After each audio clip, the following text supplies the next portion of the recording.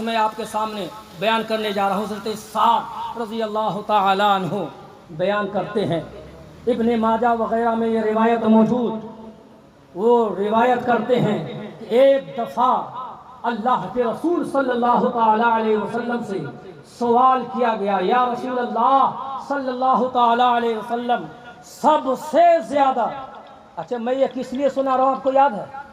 یہ آخری بات یہ سنانے جا رہا ہوں کس وجہ سے یاد ہے کسی کو؟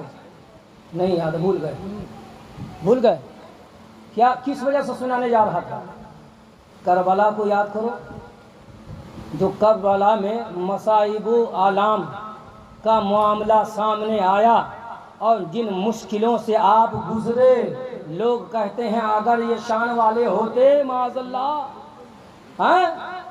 ان کے پاس کوئی خوبی کوئی کمال ہوتا تو اتنی بڑی مصیبت میں وہ کیوں پھنستے؟ ارے بولو، کہتے کہ نہیں کہتے؟ اب اس کا جواب سنو۔ حضرت سعد رضی اللہ تعالیٰ عنہ روایت کرتے ہیں کہ حضور صلی اللہ علیہ وسلم سے پوچھا گیا، یا رسول اللہ صلی اللہ علیہ وسلم آپ ارشاد فرمائیں کہ سب سے زیادہ بلاؤں میں مبتلا کون کیے جاتے ہیں؟ سب سے زیادہ بلاؤں میں مبتلا کون کیے جاتے ہیں؟ تو جب سوال ہوا نبی کی بارگاہ میں تو امام الانبیاء جناب محمد رسول اللہ صلی اللہ تعالی علیہ وسلم ارشاد فرماتے ہیں سب سے زیادہ بلاؤں میں جو مبتلا کیے جاتے ہیں وہ انبیاء کی جماعت ہے۔ اللہ، ارے کہو وہ کس کی جماعت؟ نبی کا نام سن رہے ہو، نبی کا ذکر ہے، بولو کس کی جماعت؟ جو سب سے زیادہ، اب اس سے زیادہ کوئی نہیں، نبی فرما رہے سب سے زیادہ مصیبتوں میں بلاؤں میں جو مبتلا کیے جاتے ہیں وہ کون ہیں؟ وہ ہے انبیاء کی جماعت۔ صحابہ عرض کرتے ہیں آقا پھر اس کے بعد؟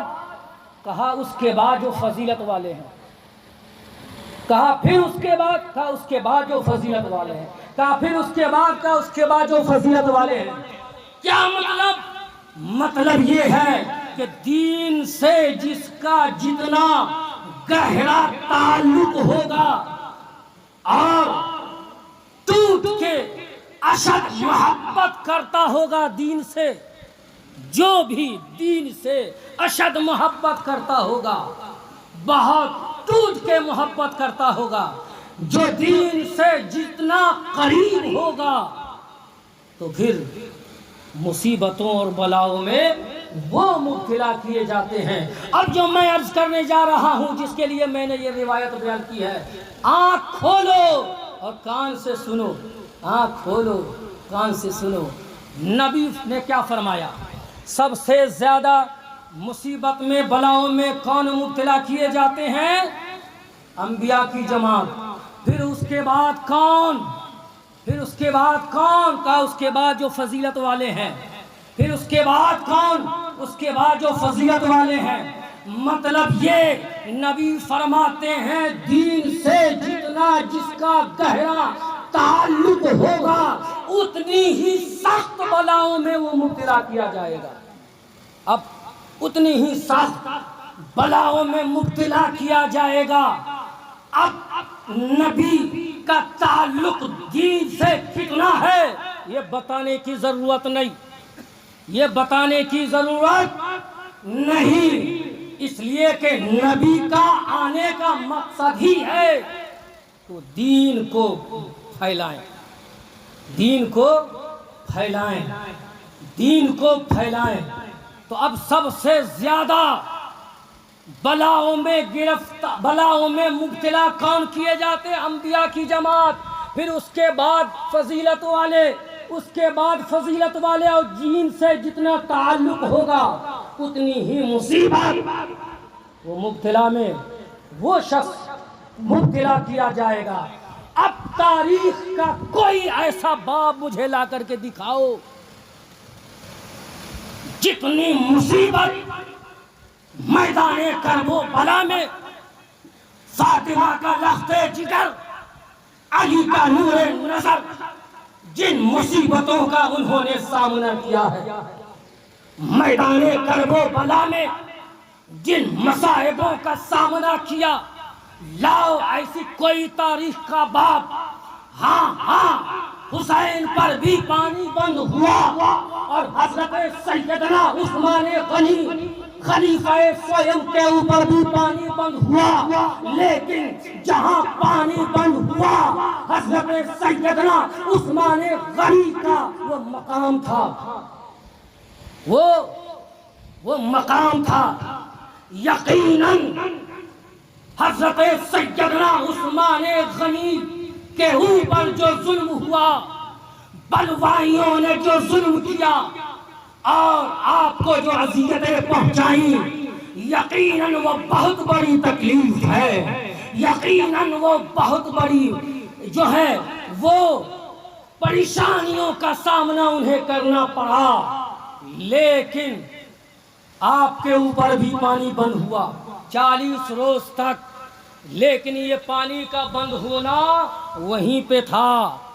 امام حسین میدان کرب و بلا میں ہیں، جہاں ان کا کوئی اپنا مدد کرنے والا اس علاقے میں نہیں، جس نے بلایا تھا وفاداری کے جو ترانے گا رہے تھے، آج وہ بے وفا ہو چکے ہیں۔ کوئی وہاں پر کوفیوں میں مدد کرنے والا نہیں، کوئی پانی پینے والا، کوئی پانی دینے والا نہیں، پانی روکنے والا، جبکہ خدا کی دیگر مخلوق پانی پی رہی ہے۔ حسین جو نبی کے لختے جگر ہیں، پیاسے ہیں، حسین کے گھر والے پیاسے ہیں۔